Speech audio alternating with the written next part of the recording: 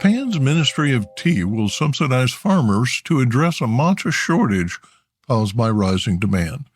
The shortage of tencha led Kyoto tea companies Ippodo and Maruyuku to place purchase limits on the finely ground tea powder for the first time this year. The 2025 tea harvest, beginning with the first flush in April, will bring temporary relief, but the highest grade tencha is usually harvested at the end of May or early June. Consumption within Japan is declining, but matcha is an international sensation with significant exports to Europe and the United States. Green tea exports have surged around ninefold to a record 29.2 billion yen. That's about 185 million US over the past 15 years, lifted mainly by matcha on the back of the increased popularity of Japanese food among health-conscious consumers, according to the Ministry of Agriculture, Forestry, and Fisheries, MAFF. According to government data, Japan's tea production dropped by more than 20% during the same period, reflecting the aging farm population and a nearly 40% drop in household annual spending on green tea. MAFF reports that Japan produced 4,176 tons of matcha in 2023, almost a threefold increase from the 1,471 tons harvested in 2010. The shift to tencha will be stipulated in MAFF's basic tea production policy to be revised this spring during its scheduled 5-year review. Farmers will be incentivized to switch from producing sencha, Japan's most frequently consumed tea. Tencha is made by steaming and drying tea leaves grown in the shade. The leaves are then ground into fine matcha powder.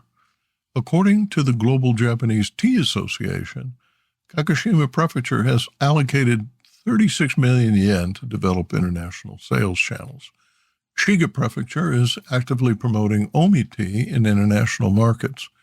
The Japan External Trade Association, JETRO, in Shiga organized visits for buyers from the USA and Austria, including farm tours and business meetings to raise awareness and market presence for Omi tea.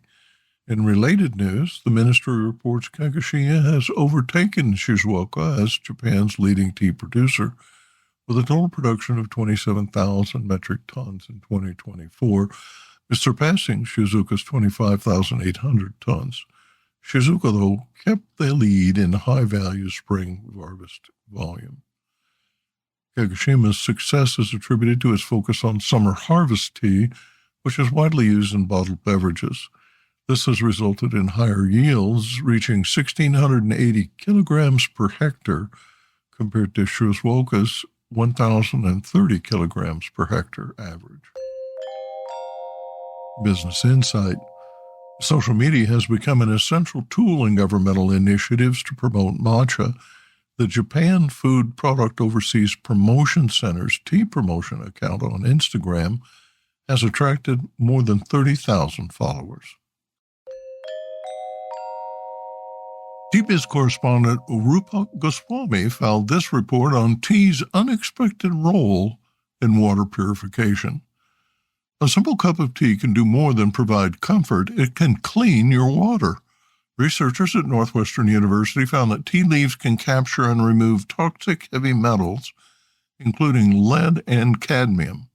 Their study, published in the peer-reviewed journal ACS Food Science and Technology, shows how tea leaves act as natural filters for drinking water. When tea leaves steep in hot water, their porous structure and high surface area capture metal ions, trapping harmful elements. Senior researcher Vinyak P. Dravid explains that the study aimed to uncover tea's potential to reduce heavy metal exposure globally. Quote, tea is the most consumed beverage in the world, and people don't have to change anything about their routine to get this benefit, end quote, said Benjamin Schendel, the study's lead author. Quote, the simple act of brewing tea is already removing contaminants from the water, end quote. What makes tea effective? The research team tested various types of tea, brewing methods, and tea bag materials to evaluate their impact on metal absorption. Key findings include Due to its larger surface area, finely ground black tea demonstrated the highest effectiveness in absorbing metal ions.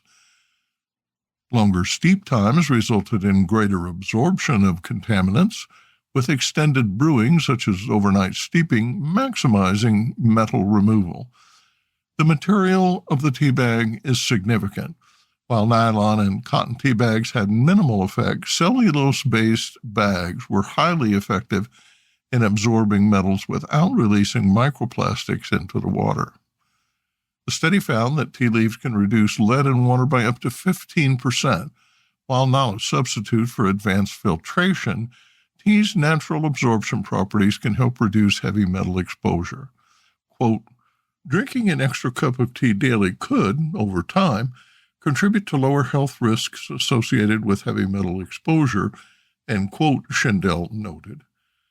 This finding also offers a potential explanation for observed correlations between high tea consumption and reduced rates of heart disease and stroke. Although tea isn't a substitute for water purification, it can enhance water safety. Future research will explore how other plant-based materials affect contaminant removal, possibly leading to new filtration methods. Researchers aim to inspire more studies on natural substances in water purification. Tea's more than a beverage. It's a simple tool for a cleaner, safer drink. Coffee now represents 70% of total caffeine consumption in the U.S., an increase of 15% since a 2010-2011 survey.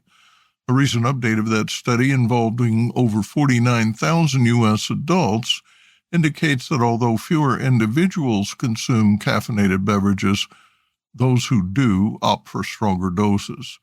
Tea drinking appears to be on the downswing.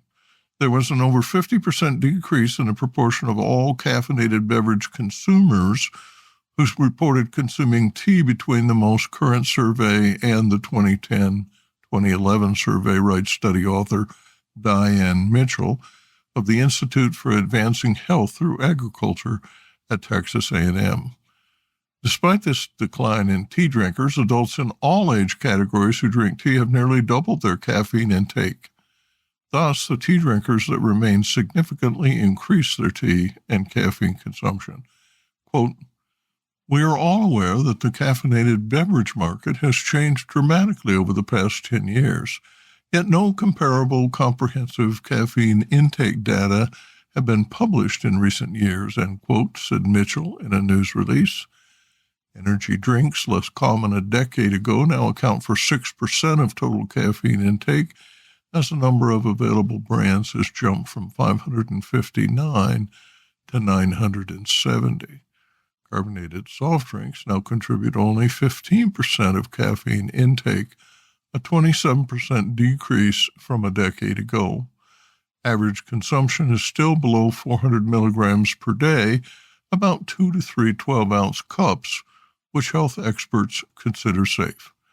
The study, published in the peer-reviewed journal Food and Chemical Toxicology, found caffeine intake for all ages 2 years and older higher than previous reports.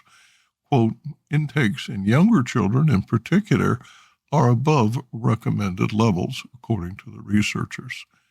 The authors caution that, quote, since significant changes in survey methods have occurred over time, it is impossible to know if some of the shifts in beverage consumption patterns reflect true trends in intake, as data collection for this study occurred during a period of transition from consuming beverages at home to away from home. The authors concluded, quote, with a constantly evolving market of caffeinated beverages and the potential impact it has on beverage consumption patterns, continued monitoring of caffeine intake is warranted. Produced by Audavita Studios. Connect your voice to the world.